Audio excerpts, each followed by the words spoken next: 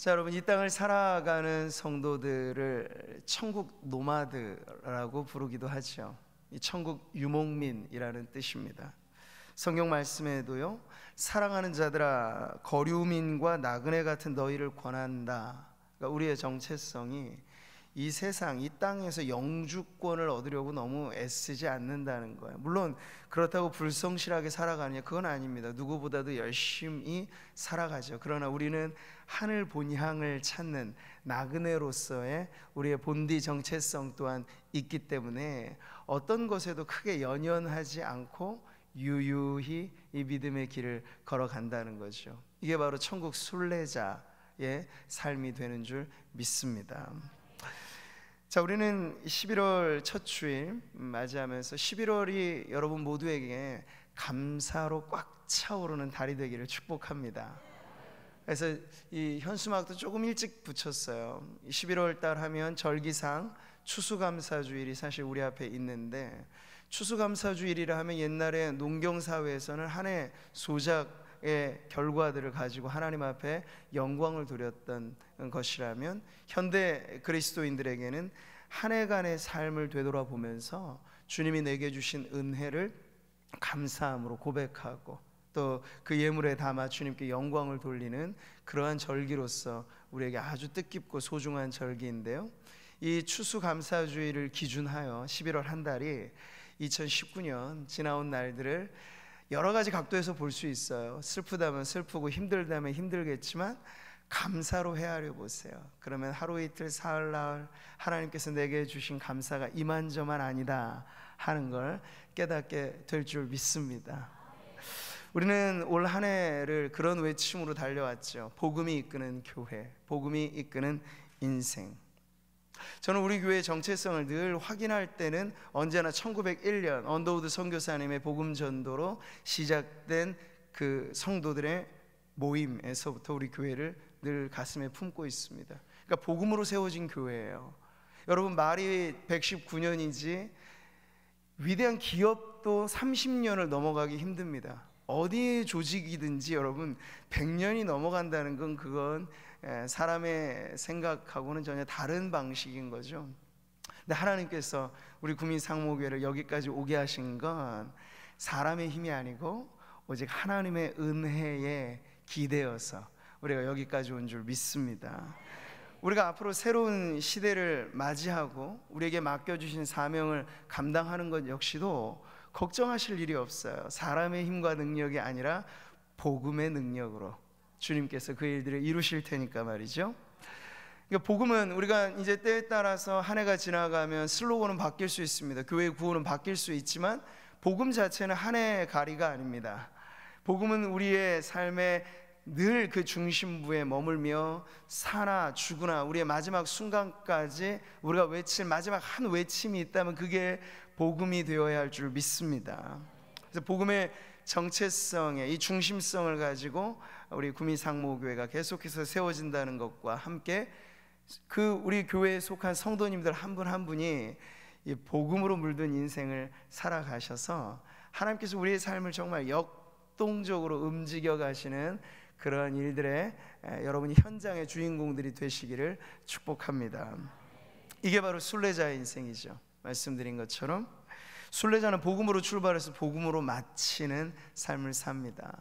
로마서가 믿음의 삶을 이렇게 가르쳐주고 있잖아요. 복음에는 하나님의 의가 나타나서 믿음으로 믿음에 이르게 하나니 기록된 바 오직 의인은 믿음으로 말미암아 살리라 함과 같다고 말씀하고 있습니다. 믿음에서 믿음으로, 이 복음에서 복음으로 이루어지는 그 중심에 누가 계실까요? 바로 예수 그리스도가 계신 거죠. 우리가 복음 인생을 이제 이번 11월 한 달 동안 감사로 차오르고 또 감사의 이유와 조건이 세상에 여러 가지 많은 일들도 있겠습니다만 성도들에게 언제나 감사는 우리 교회의 첫 기원이 1901년으로 되돌아가듯이 우리 신앙의 원뿌리는 예수 그리스도라고 하는 반석 위에 세워진 것이기 때문에 이 복음 인생을 사는 성도님들 되시기를 바라는 마음으로 저는 11월 한 달을 오늘 읽은 이 갈라디아서 2장 20절 말씀을 통해 복음 인생 이 어떠한 삶인가를 함께 나누고자 합니다. 제가 대학 시절부터 체계적인 성경 공부를 좀 배웠을 때, 그때 당시에는 여러 많은 학생 복음 선교 단체들도 사실 활발했습니다. 우리가 알고 있는 CCC, 내비게이터, 이런 학생 복음화 운동에 앞장섰던 선교 단체들이 많이 있었죠.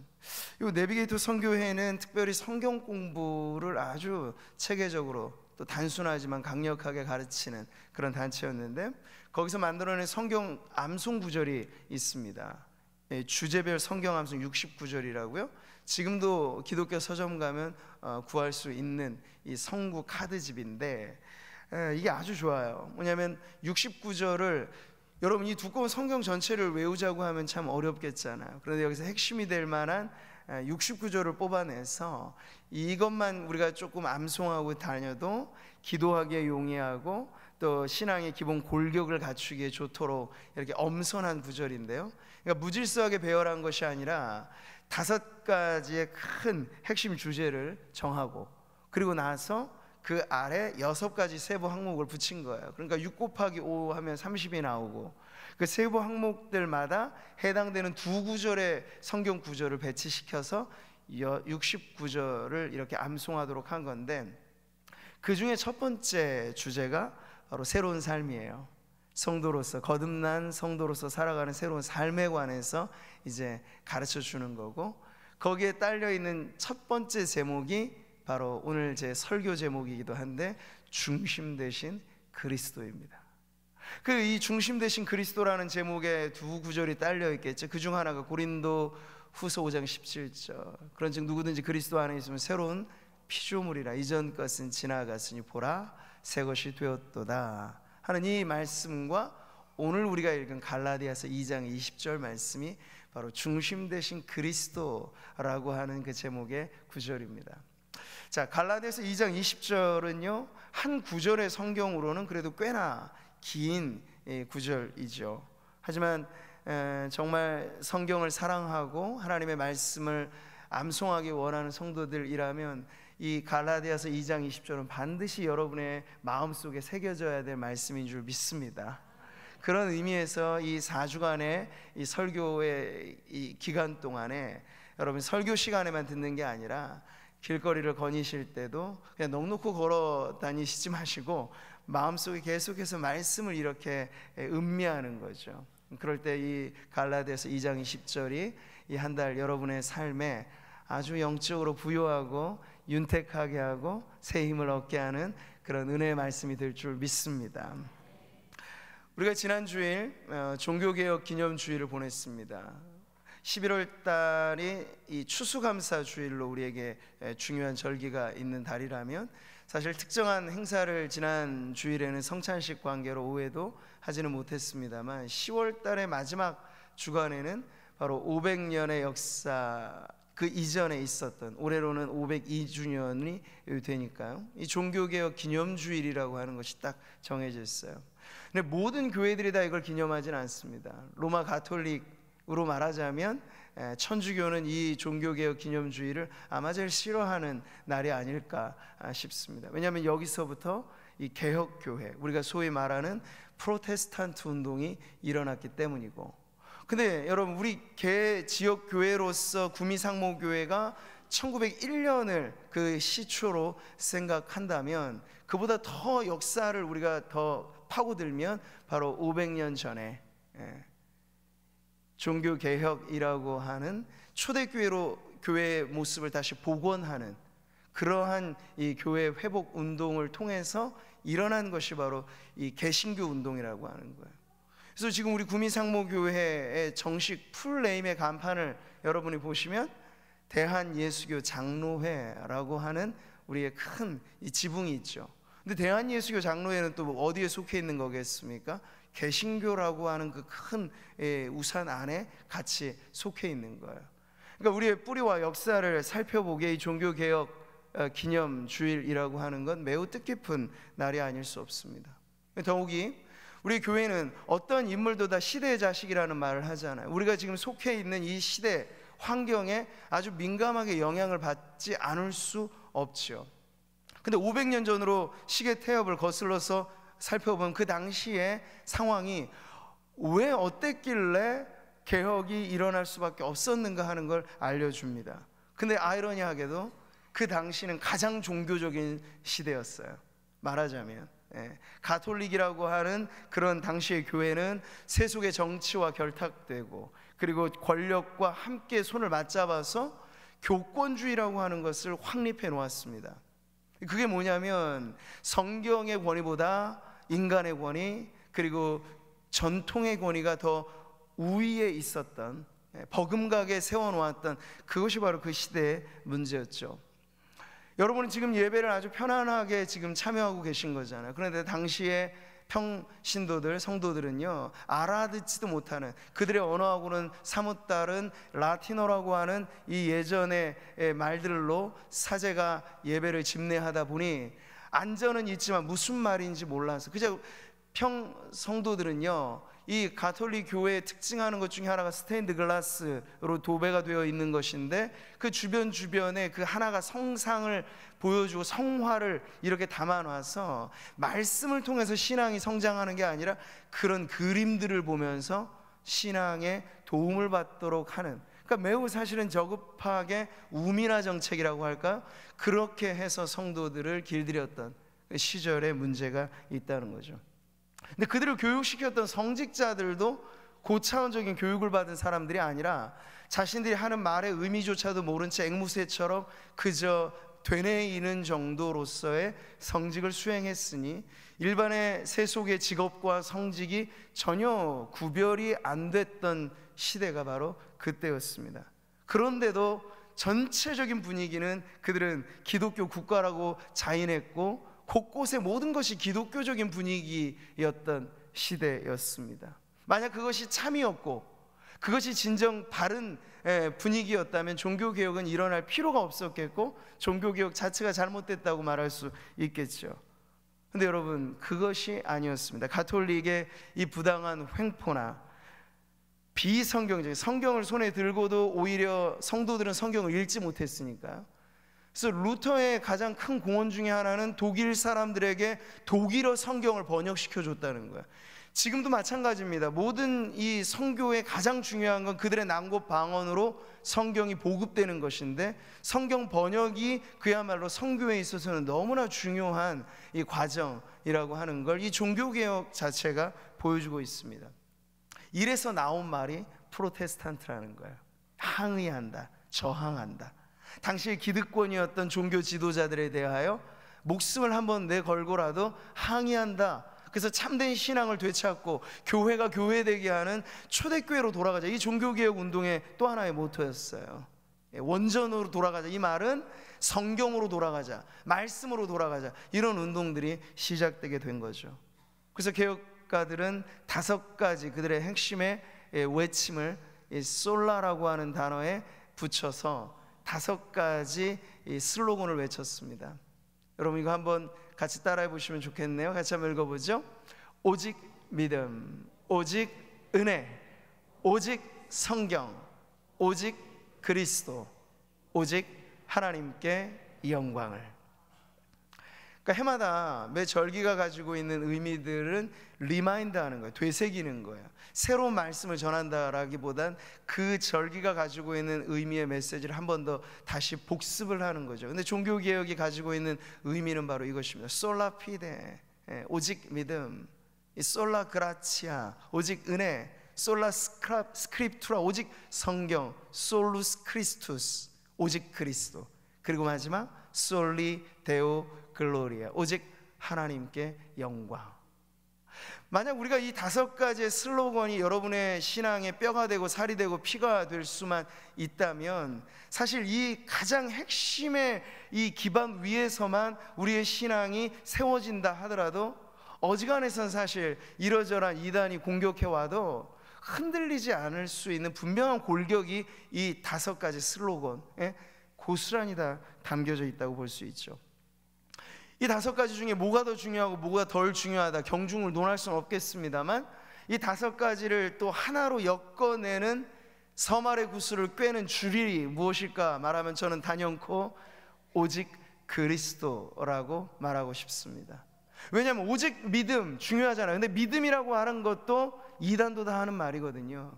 비종교인들도 신념으로서의 믿음은 말합니다. 교회 안 다니는 사람들도 요즘에 그러니까 믿음을 말한다고 그분이 정말 리얼 크리스찬이다, 담보가 안 되는 거예요. 구원파에서도 믿음은 말하고요, 구원도 말하고요, 뭐 신천지에서도 말하는 것이 다 믿음이고 그런 이야기를 한단 말이죠. 근데 무엇이 참된 믿음이냐라고 한 번 더 물어보면 그 믿음은 교주의 가르침 아니고 사람들의 각색 윤색해놓은 성경을 짜집게 하고 자의로 풀어내고, 이 성경이라고 하는 것이 풀어내는 게 얼마나 사실 이 고급한 문제겠어요. 그러니까 저와 같은 목회자가, 한 명의 목회자가 만들어지는 게 저절로 뚝딱 되는 게 아니에요. 그냥 기도원 가서 몇 번 기도하고 계시받고 돼서 하는 게 목회가 아니고, 성경을 읽어내는 기술을 배우는 거죠. 이 원어가 가지고 있는 의미를 배우는 거고, 문맥에 따라서 성경의 메시지가 어떤 내용을 담고 있는지를 보면서 이 시대의 언어와 함께 성도들의 삶에 가닿도록 전하는, 이것을 하나 만들어내기 위해서도 십수년 이상의 교육 과정이 필요한데, 그런 것들을 통해서 사실 이 말씀을 전할 때 가장 핵심에서 무엇이 중요한가 추출해내면 거기 바로 오직 한 분이 계신 거예요. 오직 그리스도로 말미암아 믿음이 믿음 되는 것이고요. 우리가 은혜를 그냥 무작정 말하지 않습니다. 아버지 하나님과의 만남을 그냥 무작정 이야기하지 않아요.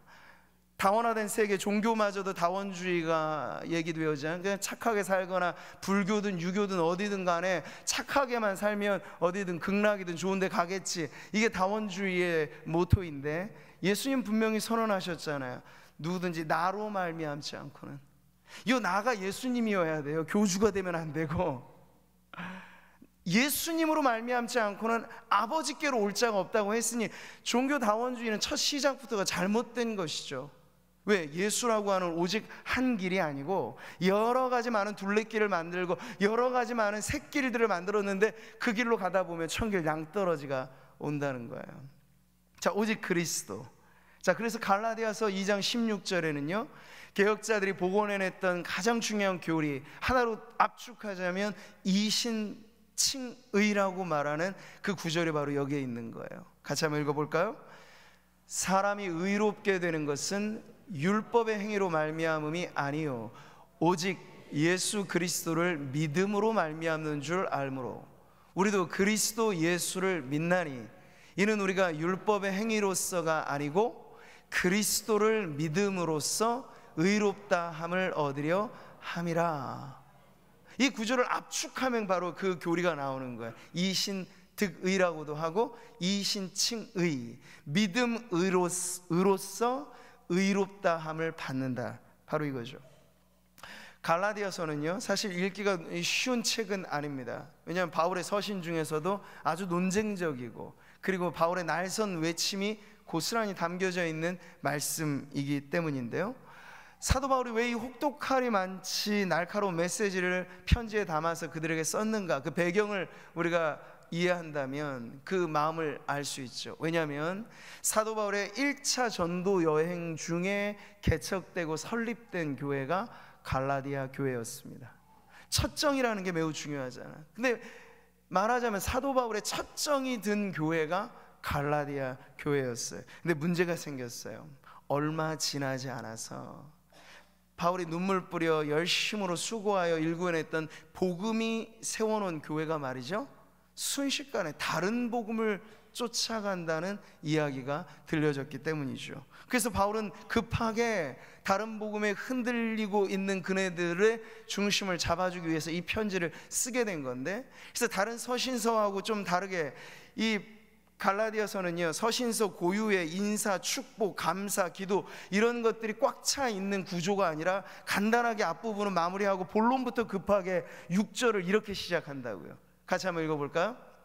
그리스도의 은혜로 너희를 부르신 이를 이같이 속히 떠나 다른 복음 좇는 것을 내가 이상히 여기노라. 급하게 이 편지를 쓴 이유는 그들이 속히 떠나버렸기 때문에, 어디를? 참된 복음을 떠나 어디로 갔다는 거야? 다른 복음으로. 복음이라고 하는 건 같아 보이는데 참된 복음과 다른 복음이 지금 구별되어 있다는 이야기입니다. 그래서 거두절미, 직설적으로 본론부터 말하는 바울은 숨가쁘게 이 갈라디아서에서 그네들의 문제의 핵심을 찌르고 있습니다. 외과 의사가 수술대 위에 놓여있는 환자를 고치기 위해서 급하게 골든 아워라고 말하는 응급 환자를 다루는 심정으로 지금 바울이 이 편지를 쓰는 거예요. 메스를 들고 그 문제가 되는 부분을 겨냥해서 집중 공격적으로 그것을 고치려고 하는 그러한 의사의 손처럼 지금 바울이 이 편지를 쓰고 있다는 거죠. 왜냐하면 지금 그들에게 닥친 문제는 그냥 가벼운 감기 앓다가 가만히 내버려 두면 낫는 거, 약 먹으면 일주일, 안 먹으면 7일, 뭐 이런 이 감기 정도가 아니고요, 급하게 손 쓰지 않으면 안 될 위급한 상황이었다는 거예요. 그래서 6절에 그렇게 쓰면서 8절은 어떻게 이야기하는지를 들어보세요. 같이 읽어볼까요? 그러나 우리나 혹 하늘로부터 온 천사라도 우리가 너희에게 전한 복음 외에 다른 복음을 전하면 저주를 받을지어다. 아주 엄청난 말이거든요. 바울이 다른 어디에서 이런 저주 선언을 잘하는 사도가 아니에요. 은혜의 사도고 눈물의 사도고 얼마나 그의 목양에 땀과 눈물이 배어있는 목회자인데요.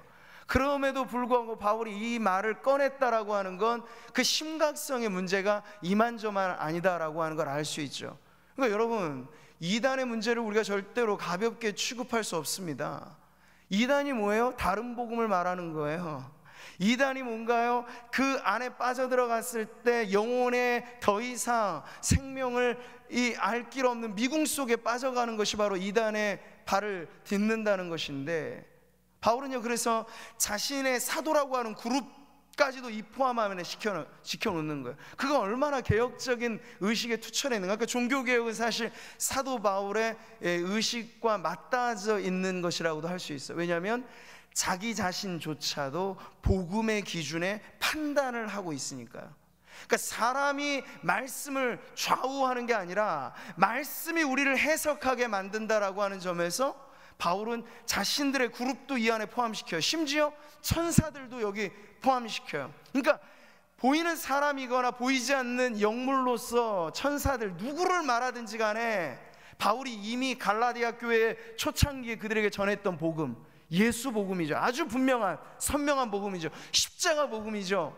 근데 그것과 다른 요상한 복음이라고 날조된 이야기를 전하면 그들이 천사들이든 아니면 사도라고 이름을 붙이는 어떤 사람들이든 그들은 저주를 받을 것이다 라고 아주 엄숙히 선언하고 있는 것이죠. 그만큼 중요한 문제라고 하는 걸 우리가 인식을 해야 됩니다. 바른 복음이냐 다른 복음이냐라는 걸. 그리스도의 중심에서 벗어난 이 신앙의 심각성, 마이클 호튼이라고 하는 개혁 신학자가 그리스도 없는 기독교라고 하는 아주 중요한 책을 썼습니다. 뭐 두껍고 어려운 신학적인 내용도 있습니다만 문답으로 딱 정리가 되는 내용이에요. 그게 뭐냐면 여기 이 책이 이 서론 부분에 질문이 이런 질문이 나와요. 만약 사탄이 한 도시를 완전히 장악하면 어떤 모습일까? 여기 한번 우리가 생각해 보는 거죠. 구미저녁을 예를 들어서 사탄이 장악했다. 그럼 우리가 쉽게 생각할 수, 술집이 늘어나겠구나. 사람들이 흥청망청 놀아나는 옛 소돔과 고모라가 재현되겠구나. 그런 걸 우리는 떠올릴 수 있을 거예요. 부정과 부패가 만연하겠고, 그리고 사람들이 어디든지 안심하고 살아갈 수 없는 범죄의 소굴이 되겠구나. 아마 연상할 수 있는 부분이에요. 근데 여러분, 이건 단선적인 평가이고요, 조금 더 심층적으로 들어가면 또 다른 답이 나올 수 있어요. 이런 답이죠. 교회는 매주일 문전성시를 이룰 것이다. 여러분, 이해가 안 되는 구절이죠. 근데 그 다음에 답이 있는 거예요. 그러나 교회에서는 그리스도가 선포되지 않을 것이다. 교회라고 하는 이름은 있겠으나, 교회라고 하는 간판이 있겠으나, 교회라고 하는 건물은 있겠으나, 교인이라고 불려지는 사람들은 있겠으나, 그들이 교회에 가든 교회에 나오든 그들은 그리스도라고 하는 복음의 유일무이한 핵심은 간과한 채로, 교회에서 생활한다라고 하는 것은 그저 잘 살고 조금 더 윤리적이고 조금 더 사회의 고차원적인 교양 집단으로서 혹 그들이 자리매김하게 된다면 그 현상 자체가, 우리는 뿔 달린 마귀의 끔찍한 모습만 생각하지만요, 마귀는 인간을 연구해서 너무나 잘 알고 있기 때문에 자신의 정체를 그렇게 쉽게 노출시키지 않는 방법을 알아서 스스로 뿔을 자르고 아주 신사적인 모습으로 자신을 메이크업하고 오는 것이죠. 여러분, 이단이 우리에게 접근해 올 때 이단이라고 명패가 붙어져 있습니까? 절대로 아니에요. 이단만큼 요즘에 아주 스마일하고 부드럽고 그네들이 마치 진짜 천국의 백성인 것처럼 보여지는 사람이 없을 정도로 요즘 이단의 이 접근은 바로 그렇습니다. 마귀도 자기를 광명의 천사로 가장한다고 하잖아. 근데 그렇게 하면서 결국 그 첫 발걸음이 다른 복음으로 가게 되면요, 제가 산을 오르면서 하는 것 중에 하나는 뭐냐면, 산을 올라갈 때는 길을 잃어버리기가 쉽진 않아. 계속 올라가니까. 근데 내려올 때가 문제예요. 내려올 때 방향을 조금만 틀어서 와도 정반대로 가게 되고 전혀 낯선 지대로 가게 됩니다. 그러니까 한 발걸음의 차이가 처음에는 작아 보이지만요, 그게 점점 시간을 지나고 나면 나중엔 돌이킬 수 없는 간격을 만들어 낸다는 거예요. 처음에 솔깃하죠. 어떤 선교사님이 이 성경 가르쳐 준대, 우리 밖에서 한번 성경 공부해 볼까요? 이런 접근이에요. 그러니까 열심히 있는 성도들은 솔깃하는 거야. 나 성경을 배우고 싶은데 교회 안에 프로그램이 없으니까 좋겠다, 가죠. 근데 그 첫 발을 내딛는 순간 돌아올 수 없는 길로 가게 된다는 걸 누구도 쉽게 짐작하지는 못한다는 거예요. 자, 여러분, 제가 왜 이런 말씀을 드립니까?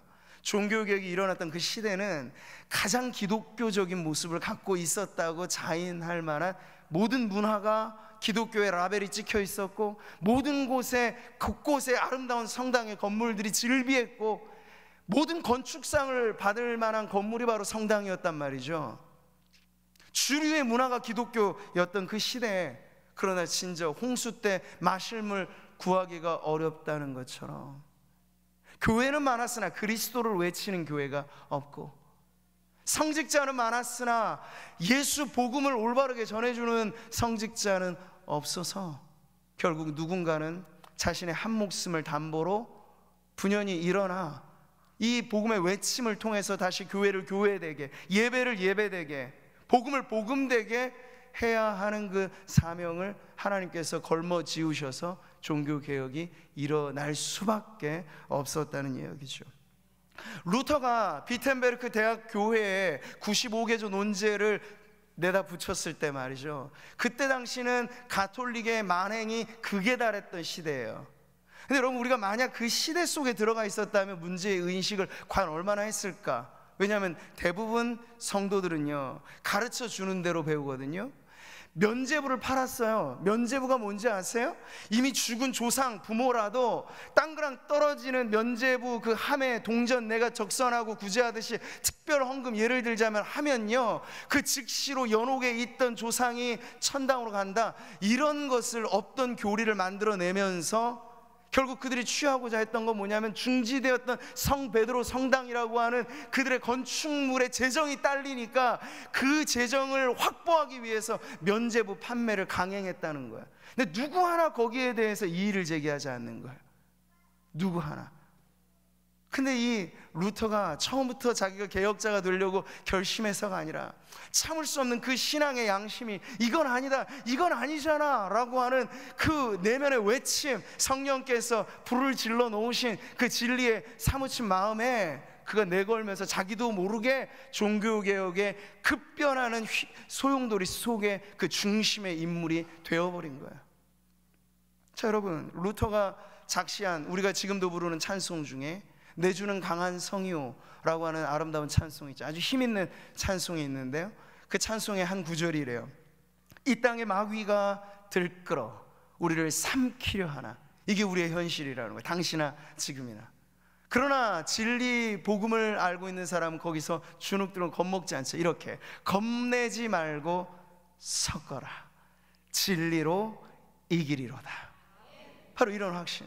우리가 지난주까지만 해도 로마서 8장으로 통한 절대 확신, 이 복된 확신을 거머쥐면요, 현재일이나 장래일이나 높음이나 깊음이나 장래일이나 이 모든 천사들이나 권세자들이나 능력이나 위험이나 칼이나 기근이나 적신이나 환란이나 그 어떤 것도요, 그리스도의 사랑에서, 우리 주 예수 그리스도 안에 있는 하나님의 사랑에서 우리를 끊을 수 없다라는 올바른 확신을 갖고 있으면 이런 찬송이 우리의 고백이 될 줄 믿습니다. 루터는 책을 썼어요. 교회의 바벨론 유수라고 하는 이 논문을 썼죠. 그것이 오늘날로 바로 바꾸자면 세속화된 교회 문제를 거론하는 거예요. 교회가 세상의 노예가 되어져 있는 상태를 언급을 하는 거죠. 바른 복음이 아니고 다른 복음으로 이탈되어져 있는 교회에 대해서 신랄하게 비평을 한 거예요. 근데 여러분, 이것이 당시에 잘 들렸을까? 그렇지 않습니다. 루터는 당장 이단자로 내몰렸어요. 그리고 종교회의에 그가 소환되었고, 그가 어떠한 입장을 취하느냐에 따라서 그는 죽을 수도 있는 그런 위기에 놓이게 된 것이죠. 근데 여러분, 이것이 이상한 일은 아니에요. 왜냐하면 우리 신앙의 원시초이신 예수 그리스도, 그분으로 말하자면 걸어다니는 진리이셨는데, 그 걸어다니는 진리를 곁에 두고도 당시의 종교 지도자들, 바리새인들과 서기관들, 내노라 하는 종교 박사들은 오히려 예수님을 이단으로 취급했습니다. 귀신 들렸다고 모함했습니다. 초대교회 성도들은 역시 종교 재판에 회부되면서 나사렛 이단자들이라고 오해를 받았습니다. 근데 종교개혁 역시도 바른 복음을 전하려고 할 때 루터는 제국이 열어놓은, 황제가 직접 주재하는 보름스 회의의 소환을 받는 거예요. 1521년에 주변의 많은 동료들이 뜯어 말립니다. 왜냐하면 그리로 가면 죽을 것이 분명하니까. 사지로 걸어 들어가는 루터를 만류했습니다만, 루터는 그 모든 것을 뿌리치고 걸어갑니다. 이렇게 말을 하는 거예요. 보름스의 지붕 기왓장만큼 많은 마귀들이 자리를 잡고 있다고 해도 나는 그곳에 갈 것입니다. 누구도 그것을 막을 수 없는 거죠. 그러면서 그는 황제 앞에 섰습니다. 당시의 황제라고 하는 건, 황제가 곧 법이었어요. 황제 말 한마디면 죽기도 하고 살기도 하는 시대였단 말이죠. 그 지엄한 황제 앞에 말이에요, 마지막 이 소명 발언을 하는, 최후 변론을 해야 되는 자리에 루터가 이런 말을 합니다.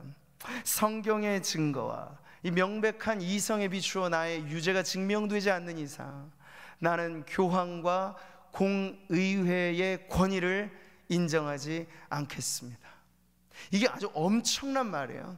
엄청난 말이에요. 지금도 가톨릭은요, 그 집단의 특수성이 교황의 교시로 딱 떨어지죠? 그러면 전 세계에 있는 모든 이 가톨릭 지교회들은 이 교황의 교시에 맹종을 해야 됩니다. 토를 붙일 수 없어요. 그들이 모여서 자기 나름대로 회의를 정하고 거기서 법이오라고 말하면 이건 성경에 비추어 옳든지 그르든지 상관하지 않고 이걸 따라야 되는 것이 그때나 지금이나 가톨릭의 권위 체계입니다.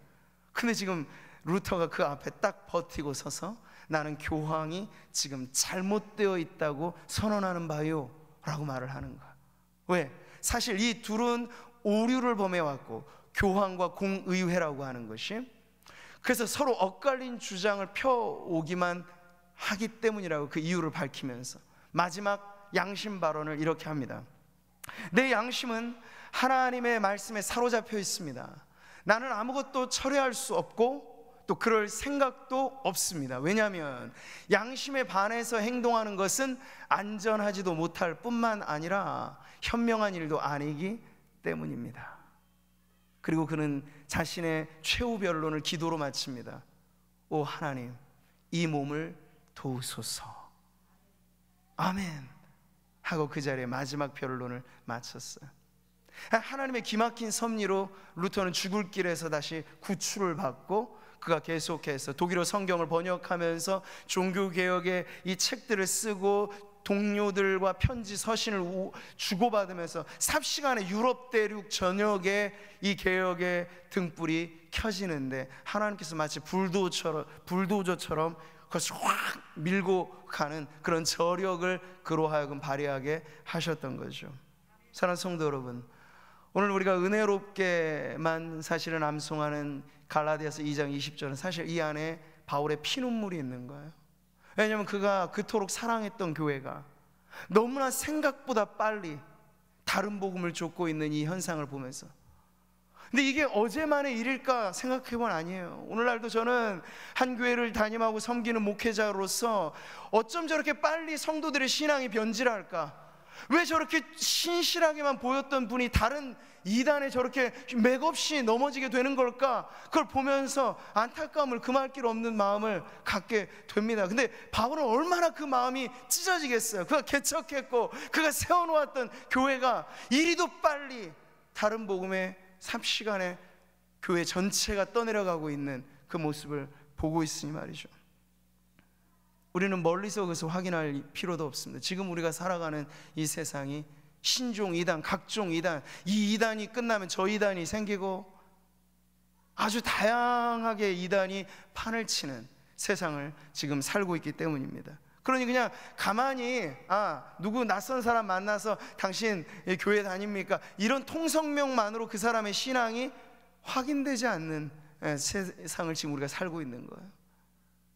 첨탑 위에 십자가가 세워진 것만으로 여러분 무슬림, 이슬람권에서는 만약 그런 건물이 세워진다면 그건 참 교회일 거예요. 왜냐하면 목숨을 걸어야만 그런 건축이 가능하기 때문에.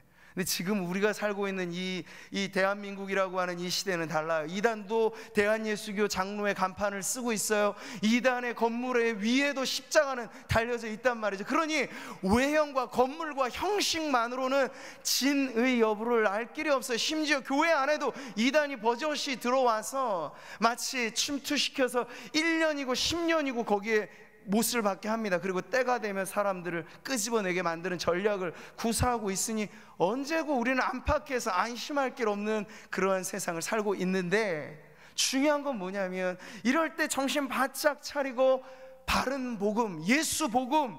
그래서 오늘 설교의 주제 중심에 여러분 제목만이라도 여러분 가슴 속에 담으면 좋겠는데요, 중심 대신 그리스도에게만 이탈되지 않는다면 아무리 우리 주변에 들끓고 우리를 뒤흔들려고 해도 여러분 사람이 감당할 시험 밖에는 당한 것이 없다고 말씀을 하셨고, 천만이 우리를 둘러 진칠지라도 우리는 두려워하지 않을 수 있는 까닭은 우리가 어느 편에 서 있는가라는 거잖아요. 미국의 남북전쟁이 한창일 때 링컨에게 있는 일화가 이거죠. 많은 참모들이 와서 링컨이여 기도를 해주십시오, 하나님 우리 편이 되도록. 근데 아이러니 뭐냐면 남북의 모든 대치된 상황에서 저 반대편 적들도 하나님께 기도했던 그 나라였단 말이에요. 노예 제도라고 하는 문제 때문에 싸움이 생겼으니까. 근데 링컨은 지혜롭게도 이렇게 말했습니다. 하나님이 우리 편이 되도록 하는 기도가 아니라 우리가 하나님의 편에 속하도록 기도합시다. 이게 바른 정신이죠. 아전인수라고 하는 건 바로 그런 거예요. 내가 믿고 싶은 방식대로, 내가 아는 방식대로 끌어들여서 만들면 이상한 복음이 나오는 건데, 우리의 이성과 경험과 이 모든 것들을 주님의 말씀의 권위에 굴복시켜 주님이 나를 해석하시게 하고, 주님의 말씀이면 내가 모든 것들이, 심지어 내가 옳다고 믿었던 것까지도 주님의 말씀 위에 비추어서 아니라고 한다면 버릴 수 있는 그러한 각오로 주님 앞에 나아가는 것이 이 시대를 사는 그리스도인들이 복음 인생으로 한 걸음 한 걸음 순례자의 인생길을 낙오함 없이 이탈함 없이 살아가게 되는 유일한 길이 될 줄 믿습니다. 예수님은 이미 앞서서 말씀하셨어요. 아마 이 시대를 미리 내다보시는 것처럼 말씀하셨어요. 이렇게 거짓 선지자들을 삼가라. 그들은 뿔을 달고 오지 않을 거예요. 그들은 양의 옷을 입고 올 것입니다. 겉보기에 분별이 쉽지 않을 거예요. 그러나 우리가 그 속을 들여다봐야 돼요. 그 속은 노력하는 이리들이라고 가르쳐주고 있습니다. 우리가 살면서 사람에게 실증이 나고 사람에게 실망을 당하는 교회 안 성도들이 이단의 이런 접촉이 올 때 그네들의 그 부드러운 미소 속에 감추어져 있는 그 늑대의 송곳니를 우리가 믿음의 눈으로 바라볼 수만 있다면 쉽게 우리의 마음을 내주지 않을 텐데, 여러분 진정 우리의 신앙이 중심하고 있는 것이 내 감정과 나의 만족의 기호 이런 것이 아니라 내가 사느냐 죽느냐의 기로에 서서 예수가 아니면 안 된다라고 하는 그 철칙에서만 어긋나지 않는다면, 이 사람 저 사람 아무리 나를 뒤흔들려고 해도 예수의 복음에 우뚝 서서 루터도 외쳤던 것처럼 기왓장처럼 많은 마귀가 들끓고 우리를 공격한다 할지라도 여러분이 진리의 편에 서 있다면 두려워하지 마십시오. 진리가 우리를 붙잡아 줄 것이기 때문에. 진리를 알지니 진리가 너희를 자유롭게 하리라. 이것이 우리 주님의 말씀입니다.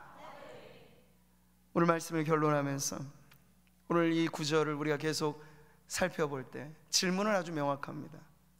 세상에 여러 가지 많은 집단은 그 집단에 가입하는 멤버십의 기준이 나름 약관이라고 하는 게 다 있죠. 근데 오늘날 우리는 교회가 성도됨의 기준을 사실은 너무나 쉽게 평가한다고 하는 그러한 약점을 쥐고 있습니다.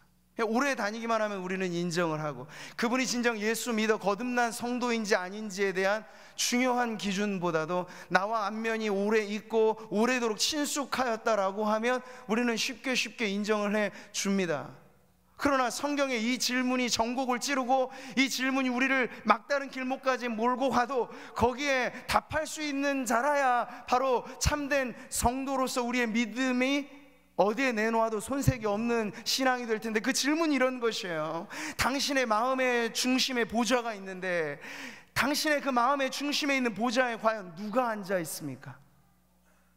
예수님이 우리 마음 안에 계실 수 있지만 우리는 여전히 예수님은 내가 부탁만 하면 들어주시는 분, 내가 뭘 요청만 하면 해주시는 분 정도로만 예수님이 우리 안에 거하신다면 마음의 보좌의 중심에는 내가 앉아있고 주님은 나의 부탁을 들어주시는 분으로 곁에 계시어 있는 존재이겠죠. 그러나 중심 되신 그리스도는 그게 아니에요. 우리의 마음의 보좌에 내가 아닌 주님이 좌정하여 계시는 것이죠.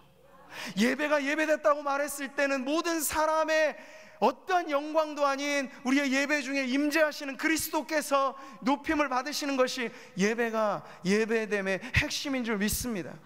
우리의 인생도 이와 같아서 우리의 마음의 보좌에 언제나 예수님께서 좌정하셔서 그분의 말씀이라면 어명이고, 그렇기 때문에 그분의 말씀이라면 아멘이고, 순종하며 걸어가는 우리의 길이 의무가 아니라 당연한 우리의 기쁨이 되어야 하는 그것이 바로 중심 되신 그리스도가 확인되어지는 질문입니다. 성경 우리에게 계속 질문할 것입니다. 그리스도의 십자가 앞에 당신은 서 있습니까? 그리스도의 십자가는 여러분에게 어떠한 사건으로 지금 자리 잡고 있습니까? 우리가 귀에 걸고 이 목에 거는 그런 장신구 정도만이 아니라 그리스도의 십자가가 나의 진정 생명이고, 그리스도의 십자가가 나의 유일한 자랑이고, 그리스도의 십자가로 인하여 나는 다시 살았고 말하는 그리스도의 십자가 중심의 신앙이 과연 내가 믿고 있는 믿음인지를 물어보십시오. 그 다음에야 비로소 창세기서부터 계시록까지 성경 구절구절 여러분이 얼마를 알고 있고 어떻게 배웠고 그게 의미가 있습니다. 그리스도로 통하지 않고는 그 당시 유대인들도 구약 성경을 달달 외웠던 사람들이었음에도 불구하고 걸어다니는 진리인 예수님을 박해했고 결국은 십자가에 못 박았던 그네들을 우리가 본다면, 여러분, 우리가 가지고 있는 지식이 우리를 구원하지 않고 우리의 경험의 이력이 우리를 구원하지 않고 이 모든 걸 총동원해도 예수 오직 그분만이 나의 유일한 구원자이심을 고백하는 것, 그것이 중심 되신 그리스도를 우리의 마음에 모셔 복음이 이끄는 인생으로 살아가는 삶이 될 줄 믿습니다. 우리 오늘도 예배하는 성도님들의 삶이 이와 같이 복음이 이끄는, 그것이 하나의 구호가 아니라 예수가 우리의 중심에 있고 그분은 살아있는 인격이시기 때문에 그분과의 교제는 우리를 변화시킵니다. 보는 눈을 바꾸고 말하는 입술을 바꾸고 느끼는 감정을 바꾸고, 왜? 그분은 살아있는 진리이기 때문에 그분이 우리의 중심에서 왕으로 통치하시도록 그분의 자리를 내어드리십시오. 그것이 중심 되신 그리스도와 함께 복음이 이끄는 인생이 되는 줄 믿습니다. 기도하겠습니다.